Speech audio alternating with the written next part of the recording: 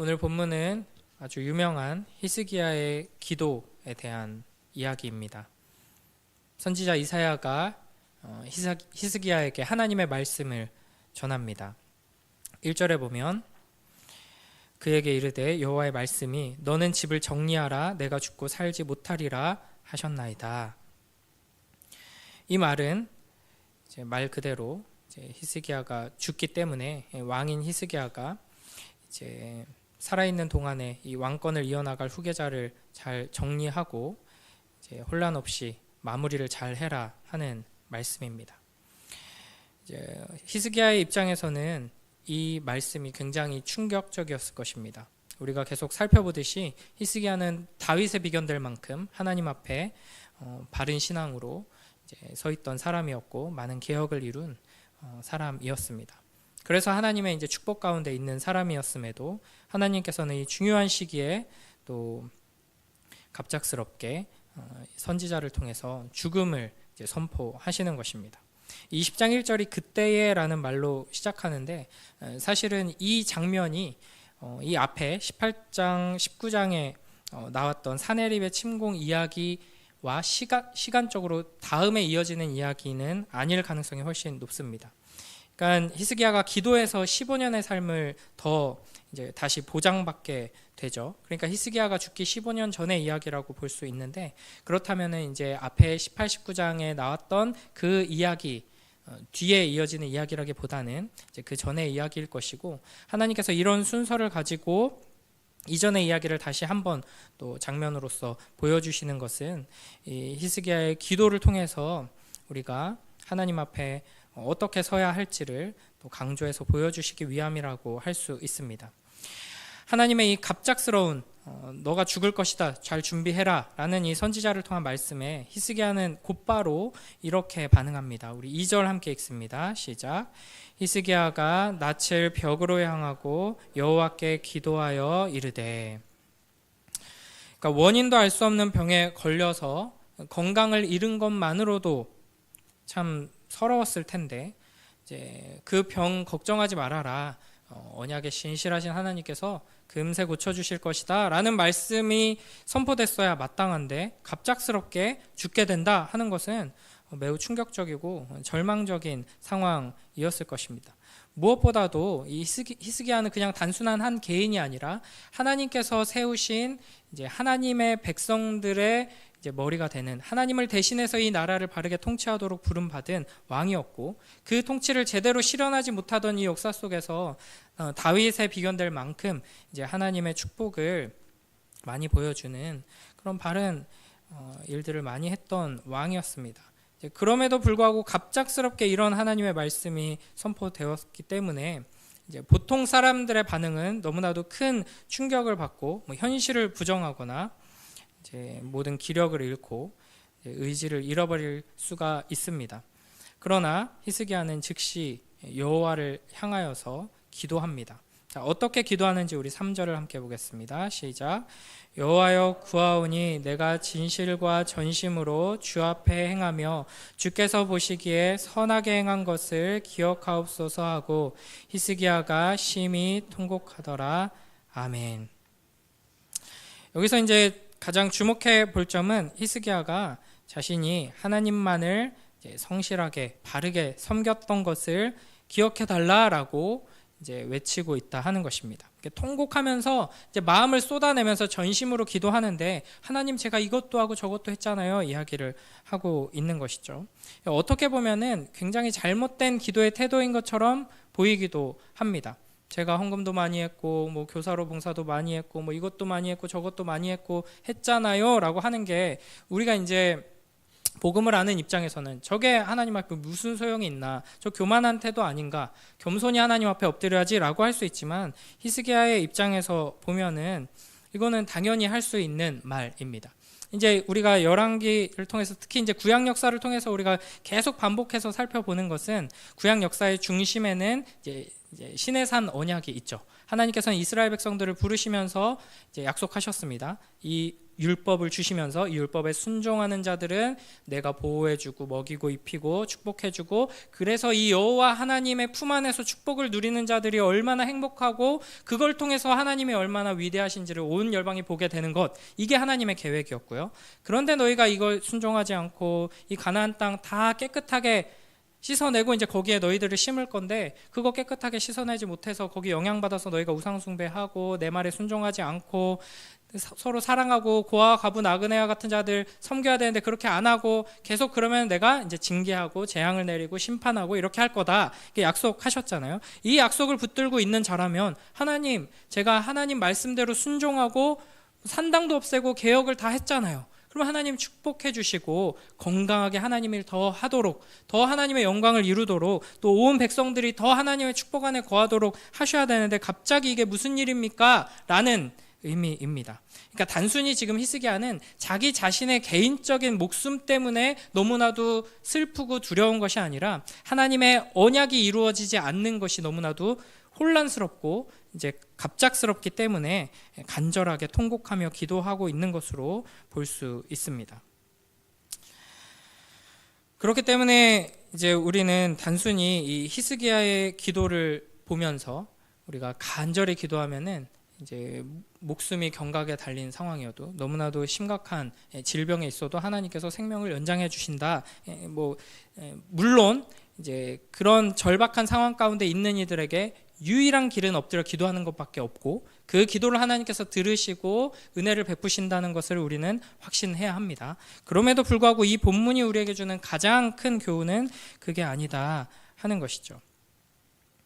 그래서 이 히스기야가 이제 하나님 앞에서 자신의 이제 진실함과 이렇게 자신의 행위에 대해 이야기하는 것은 하나님과 거래를 하려고 하는 잘못된 태도라기보다는 오히려 이 구약의 맥락에서는 하나님의 언약을 붙들고 하나님의 말씀에 근거해서 하나님께 요청하고 있는 것으로 우리가 생각할 수 있습니다. 이 기도를 듣고 하나님께서 어떻게 반응하시는가? 이제 4절부터 이제 7절을 보면 놀랍게도 하나님께서는 즉시 엎드려서 기도한 이 히스기야의 기도를 들으시고 즉시 응답하십니다. 그래서 4절에서 어떻게 표현을 하냐면, 이사야가 이제 이 말씀을 선포하고 왕궁을 떠나서 이제 갔겠죠. 돌아갔겠죠. 그런데 이제 성읍 가운데까지도 이르기 전에, 이제 이 성을 다 벗어나기도, 도시를 다 벗어나기도 전에 하나님의 응답이 임했습니다. 그래서 이제 죽음을 선포한 선지자가 다 마치 돌아가기도 전에 다시 발걸음을 돌려서 이제 이 기도에 대한 응답을 왕에게 들려주게 됩니다. 그리고 이제 돌아가서 무화과 반죽을 그의 상처에 놓으니 이제 병도 낫게 됩니다. 그리고 여기서도 이제 4절부터 7절 말씀을 잘 살펴보면은 이제 통곡하면서 벽을 보고 다른 곳을 바라보지 않고 간절히 기도하면 들어주시는구나, 이런 단순한 원리로 적용할 수 없는 것이, 하나님께서 이제 히스기야의 기도에 응답하시면서 이제 새로운 말씀을 주시는 그 맥락이 이 시내산 언약, 이스라엘과 맺은 언약에 있다는 것을 우리가 보게 됩니다. 대표적으로 5절에서는 왕의 조상 다윗의 하나님 여호와의 말씀이라고 표현하고 있고요. 6절에서는 하나님께서 내가 나를 위하고, 하나님께서 하나님 자신을 위한다는 것이고, 하나님의 이름, 하나님의 뜻을 위해서 응답한다라는 것이죠. 또 내 종 다윗을 위함으로 이 성을 보호하리라. 그러니까 히스기야의 기도에 응답해서 히스기야를 살리는 것은 이 성을 멸망시키지 않고 보호하는 응답으로 나타나는 것이고, 그것은 하나님의 뜻을 이루는 것이며 다윗의 언약을 이루는 것이다 라고 표현을 하고 있습니다. 그러니까 단순히 히스기야 한 사람이 잘 살았으니까 그래도 15년 더 살게 해줘도 되겠다, 이 정도 수준의 이야기가 아닌 것이죠. 하나님께서 히스기야에게 새로운 기회를 주신 것은 다윗과 세운 언약을 기억하셨기 때문입니다. 그러므로 우리는 이 말씀을 통해서 하나님의 약속을 붙들고 의지하며 기도할 때 하나님께서는 하나님의 이름을 위하여서 우리의 기도에 응답하시고 놀라운 역사를 경험케 하신다는 것을 기대할 수 있게 되는 것입니다. 8절부터 11절을 보면은 이사야를 통해 이 하나님의 즉각적인 응답을 들은 히스기야는 이제 하나님께 징표를 구합니다. 이것도 이제 뭐 기드온이 하나님의 징표를 뭐 구했던 것 이런 것도 생각나고 이제 뭐 분명히 히스기야는 이제 다윗에 비견될 만한 신앙의 사람인데 이렇게 간절히 기도해서 또 응답을 얻었는데 바른 언약을 붙드는 기도를 통해 언약적인 응답을 받았음에도 불구하고 또 징표를 구한다 이렇게 이제 생각하기가 쉬운데 이 열왕기 하의 지금 흐름 속에서 맥락에서 보면은 이제 기억나실지 모르겠습니다만 이 아하스가 하나님께서 징표를 구하라 했는데 거절했죠. 이것은 믿음이 좋아서 거절한 게 아니라 필요 없다. 아예 이제 믿음이 없기 때문에 징표조차 구하지 않은 것입니다. 이 모습과 이제 대조되는 것으로 볼 수 있는 것인데요. 그러니까 믿음이 있지만 더 큰 확신 가운데 이제 확신이라는 은혜를 누리기를 소원하면서 징표를 구한 것으로 볼 수 있습니다. 그래서 하나님께서는 히스기야의 요청을 들어주시죠. 이사야는 히스기야에게 이제 해 그림자를 10도 나아가게 할 것인지 반대로 이제 되돌아가게 할 것인지 선택하라고 합니다. 그때 이제 해 그림자가 10도 앞으로 가는 것은 쉬우니까 뒤로 가게 해달라고 요청하죠. 이제 이걸 가지고 이제 뭐 과학적으로 뭐 여러 가지 뭐 이야기를 하면서 우리가 신앙적으로 어떻게 봐야 할지 뭐 여러 가지 이야기를 할 수 있지만 사실은 요 표현만 봐도 해가 앞으로 이제 가는 것은 쉬우니까 뒤로 가게 해달라. 이것만 봐도 좀 이상하죠. 앞으로 가는 것도 어렵고 뒤로 가는 것도 어렵습니다. 그러니까 이제 고대인의 입장에서 하나님께서 천지의 창조주이심을 천지 만물을 운행하시는 것을 통해서 이제 확신시켜 주시고 보여주시는 장면으로 우리는 보면 되고요. 뭐 태초에 하나님이 천지를 창조하시니라라는 말씀을 믿는 우리에게는 사실은 크게 어려움이 없는 말씀일 것입니다. 결국 이제 히스기야는 하나님께서 주시는 징표를 통해서 확신을 가질 수 있게 됩니다. 이 징표를 통해서 확신을 주시는 하나님을 보면서 우리는 또 그리고 이제 이 본문을 잘 보면은 이 해를 또 해 그림자를 옮기시는 일을 이루시면서 그 다음에 이제 이 기도가 어떻게 응답되었는지는 자세히 설명하고 있지 않거든요. 그러니까 하나님이 온 우주 만물을 운행하시고 해가 뜨는 것을 멈추신다거나 뭐 해가 멈춰 있는 것을 다시 움직이게 하신다거나 이 모든 것을 주관하시는 창조주이시며 주권자 하나님이시다 하는 것만 확신하게 되면은 하나님께서 말씀하신 대로 내가 일어날 것이다, 회복될 것이다, 이것은 확신하는 것은 너무나도 쉬워지는 것이죠.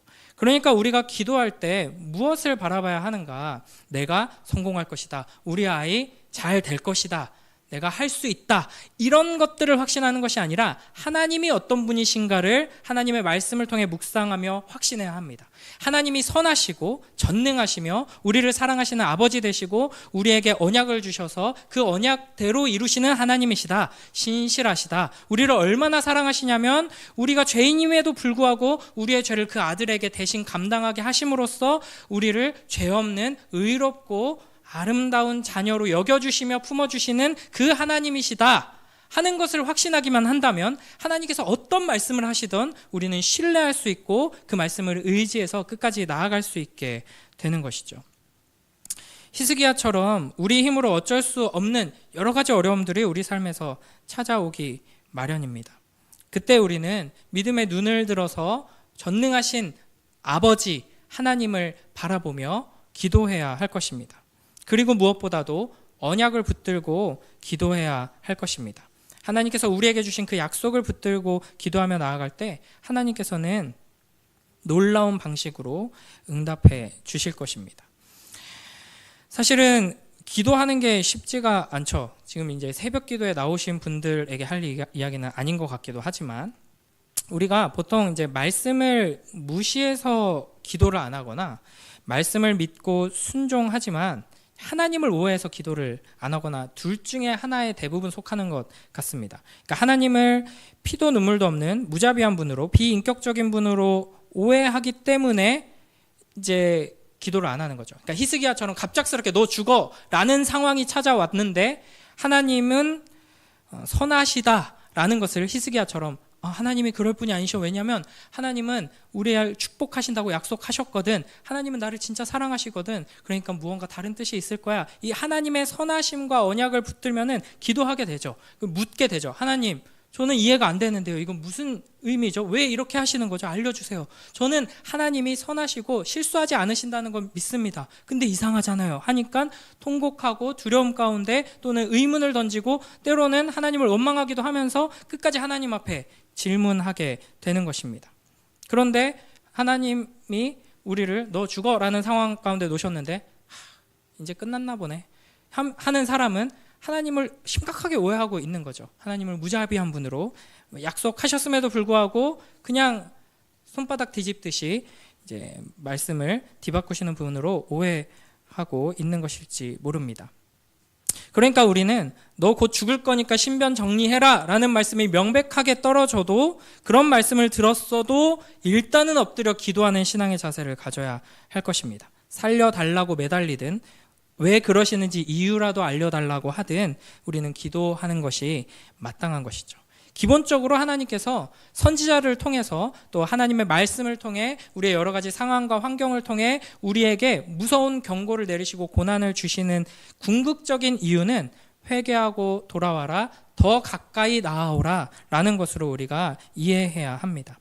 하나님께서는 우리를 사랑하셔서 우리에게 좋은 것을 주시기 위해, 우리가 생각하는 그 좋은 것보다 때로는 훨씬 더 좋은 것을 주시기 위해, 궁극적으로 좋은 것인 자기 자신을 내어주시기 위해 우리를 고난의 자리로, 위기 앞으로, 이해할 수 없는 상황으로 이끌어 주십니다. 그때 지체 말고 엎드려 하나님 앞에 기도하는 복된 우리 모두가 되길 주님의 이름으로 축복합니다. 꼭 내 목숨과 직결된 문제가 아니어도 우리 인생의 크고 작은 모든 문제를 하나님 앞에 내려놓고, 어떻게 보면 이 히스기야의 모습은 어린아이와 같은 신앙이라고 할 수 있거든요. 머리가 커가지고 하나님의 언약에 의하면 하나님께서 이런 말씀을 하신 의도는 이런 것이기 때문에 하나님이 이럴 리가 없어, 여기까지 생각하면 또 기도 안 할 수 있어요. 그러면서 씩 웃으면서 말씀을 딱 펼쳐서 하나님 너 방금 죽어라고 했지만 이거 나 회개하라는 말씀이죠? 알았습니다. 회개하겠습니다. 이러면서 기도 없이 그냥 이렇게 살아갈 수도 있습니다. 그러나 우리는 어린아이와 같은 마음으로 두려움이 닥쳐오면 하나님 무섭습니다. 하나님이 이해가 안 되면 하나님 저 이해가 안 됩니다. 무릎 꿇고 엎드려 기도하며 하나님의 놀라운 응답을 경험하는 우리 모두가 되길 주님의 이름으로 축복합니다. 여기는 이제 기도의 용사들이 모여 있으니까 한 단계만 더 나아가 보자면, 이제 내 모든 감정과 상황이 있는 그대로 하나님 앞에 반응하는 모든 반응을 즉시 하나님 앞에 엎드려서, 이제 우리 그리스도인들은 예수 그리스도의 이름으로 기도합니다로 마무리하는 반응으로 하면 그것이 의심으로 시작하고 원망으로 시작하고 심지어는 삿대질하며 하나님 앞에 막 화를 내는 반응이어도 그게 기도가 되고 하나님께서는 받으시는 것이거든요. 근데 이제 우리가 언제까지나 그런 어린아이와 같은 기도로만 머물 수는 없죠. 우리가 솔직하게 하나님 앞에 모든 것 쏟아내고 그것을 기도로 받으시고 작은 신음에도 응답하시는 하나님을 계속 경험하다 보면 우리는 하나님을 더욱 깊이 이해하고 알게 되고 하나님의 말씀을 더욱더 분명하게 깨닫게 되면서 우리의 기도가 달라집니다. 그리고 우리의 기도가 깊어지고 무엇보다도 우리의 기도가 바르게 세워지는데, 어떻게 세워지냐면 예수님께서 우리에게 가르쳐 주신 기도와 닮아가게 됩니다. 그래서 우리의 기도의 시작이 어떻게 되냐면 하나님 나라와 하나님의 뜻과 하나님의 이름이 높임받을 것을 먼저 소원하고 구하는 그런 기도의 사람이 되는 것이죠. 그래서 우리가 어떤 상황 속에서도 하나님 앞에 엎드려 기도할 때 무엇보다도 내 뜻이 이루어지기를 구하는 것이 아니라 주기도문의 그 강조점을 따라서 하나님 나라, 하나님의 영광, 하나님의 뜻이 이루어지기를 기도하며 나아가는 우리 모두가 되길 주님의 이름으로 축복합니다. 마지막으로 한 가지만 정리를 해보자면, 이제 히스기야가 징표를 구했죠. 확신을 구한 것입니다.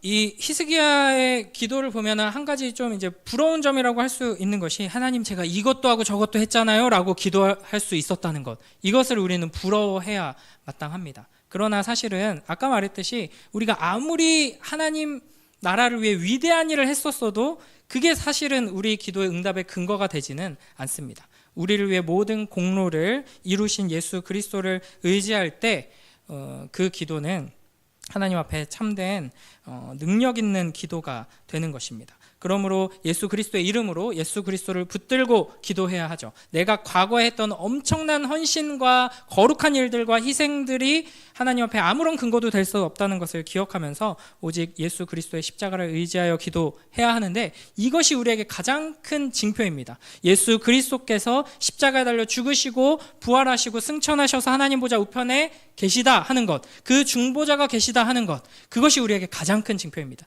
지금 당장 하나님 해가 없어졌다가 사라졌다가 나타나게 해주세요, 별똥별이 520개 떨어져서 온 세상 사람들이 놀라고 뉴스에 나오게 해주세요 기도했는데 진짜 막 해외 토픽에 갑자기 나오고 한다고 해서 그게 엄청난 응답이 아니라, 우리가 믿음의 눈을 들었을 때 예수 그리스도의 십자가가 보이고 부활이 보이고 그 부활하신 영광스러운 예수 그리스도께서 하나님 보좌 우편에서 우리를 위해서 그 중보자의 사역을 감당하고 계신다는 것이 우리에게 보일 때, 우리는 확신 가운데 기도하며 감사함으로 구할 수 있게 될 것입니다.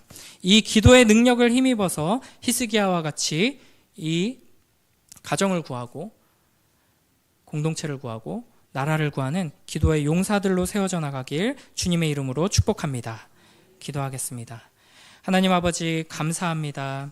오늘 이 히스기야의 기도를 통하여서 우리가 하나님 앞에 어떤 기도를 하며 어떤 응답을 기대할 수 있는지 다시 한번 확인하게 하시니 감사합니다.